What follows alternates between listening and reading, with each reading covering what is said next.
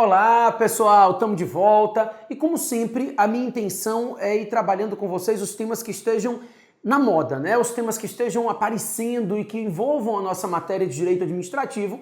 E aí eu recebi algumas mensagens de alunos pedindo para comentar o envolvimento do secretário de governo, né, Gedel Vieira Lima, e as denúncias feitas pelo ministro da Cultura.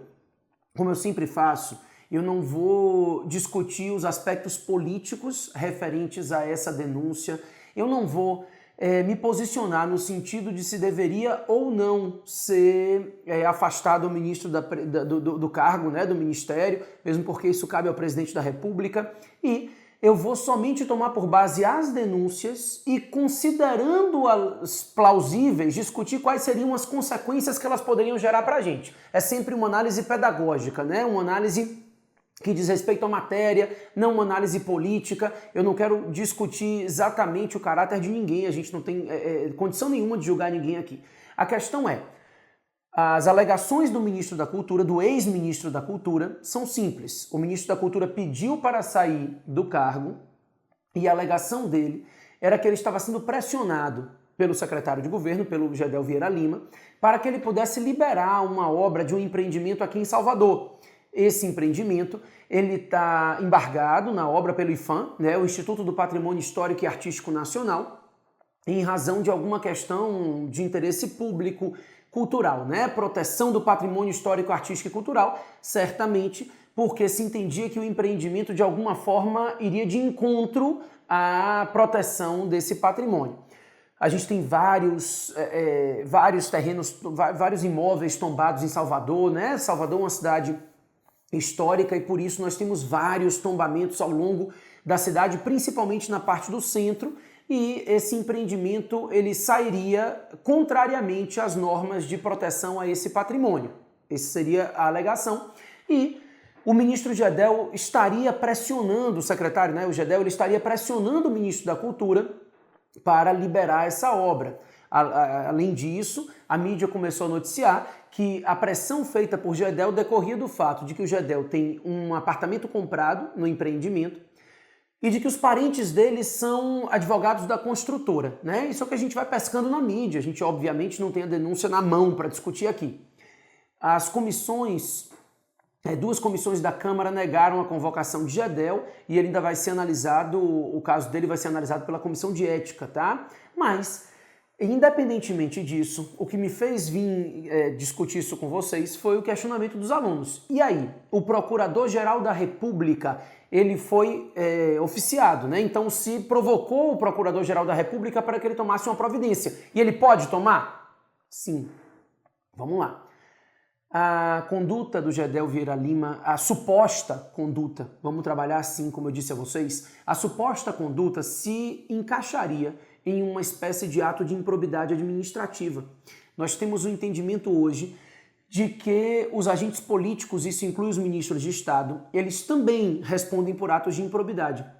E a improbidade administrativa, ela é apurada por meio de ação judicial de competência da pessoa jurídica lesada e do Ministério Público. Então, o Ministério Público Federal, ele tem legitimidade para propor uma ação de improbidade, caso ele verifique que as notícias são plausíveis, que existem provas suficientes. Verificando isso, ele tem legitimidade para propor a ação de improbidade administrativa. E aí, o ato de improbidade do Gedel seria um ato de improbidade que seja enriquecimento ilícito dele, em detrimento da função pública. O que a gente tem aqui é um tráfico de influência, né? Se esse ato se configurasse, a alegação seria de tráfico de influência, se ele estivesse confirmado, porque ele está se valendo da influência dele dentro do governo para gozar de benefícios, inclusive de cunho patrimonial, porque um dos imóveis do empreendimento, um dos apartamentos seria dele. Então, dentro desse contexto, a alegação que poderia ser trazida seria de tráfico de influência, que configura um ato de improbidade que gera enriquecimento ilícito previsto no artigo 9º. Inclusive, é importante que você saiba que o artigo 9º da Lei 8429 de 92, ao tratar das espécies de atos de improbidade, ele tem 12 incisos, e em nenhum dos 12 incisos você consegue encaixar exatamente essa conduta, essa suposta conduta do Gedel. Não tem problema. É pacífico, mas pacífico o entendimento na doutrina e na jurisprudência de que O rol de hipóteses, né, previstos no artigo 9º, 10 e 11, aqueles incisos do artigo 9, 10 e 11, eles traduzem um rol meramente exemplificativo de atos de improbidade. Então, na verdade, são exemplos de atos de improbidade.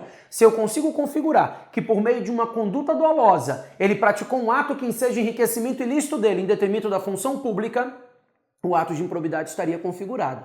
Então, nesse caso, o ato de improbidade se encaixaria no artigo 9º da Lei 8429 e seria possível, sim, a propositura de uma ação de improbidade para verificar esses fatos. Então é isso que o Procurador-Geral da República pode fazer, independentemente da análise pelo Senado, pelas comissões de ética acerca do fato. Agora, em relação à manutenção dele como ministro ou não, eu lembro a vocês que cargo de ministro, de secretário, são cargos em comissão. Os cargos em comissão são cargos de livre nomeação e livre exoneração. Então, ele não pode ser condenado sem nenhum processo administrativo prévio, por isso, a manutenção dele no cargo em comissão é uma liberalidade do presidente da República, quem compete nomear e exonerar esse cargo em comissão, tá certo?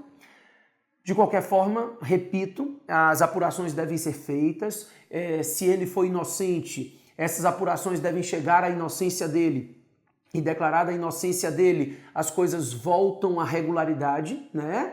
E se por acaso ele não foi inocente, devem ser tomadas as medidas legais cabíveis. Nós estamos em um momento do país em que não se tolera atos de corrupção. Espero que não seja verdade, espero que seja um mal-entendido, mas não sendo um mal-entendido, corrupção no país hoje a gente não tem aceitado mais. E eu espero que a gente realmente se manifeste no sentido de investigar. Né? Investigação é sempre admitida. Acho que prestar informações, investigar é sempre razoável. Não aplicar penalidade sem processo, ninguém quer isso. Tá certo? Valeu, pessoal. Até a próxima.